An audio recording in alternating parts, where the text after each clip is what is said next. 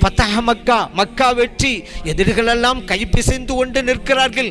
நாம் செய்த கொடுமைக்கு இன்னைக்கு என்ன தண்டனை கிடைக்க போகிறதோ என்று அஞ்சுகிறார்கள்.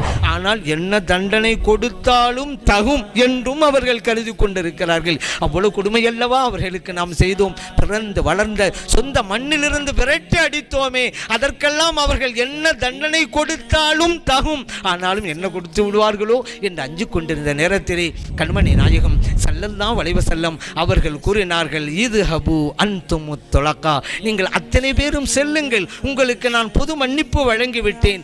இன்னமா அன இப்னு இம்ரஅத்தின் கானத் தஅகுலுல் கதீத், காய்ந்த ரொட்டி துண்டு, காய்ந்த மாமிசத்துண்டு, இவற்றை வளர்ந்த ஒரு சாதாரண பெண்மணியின் மகன்தான் நான்.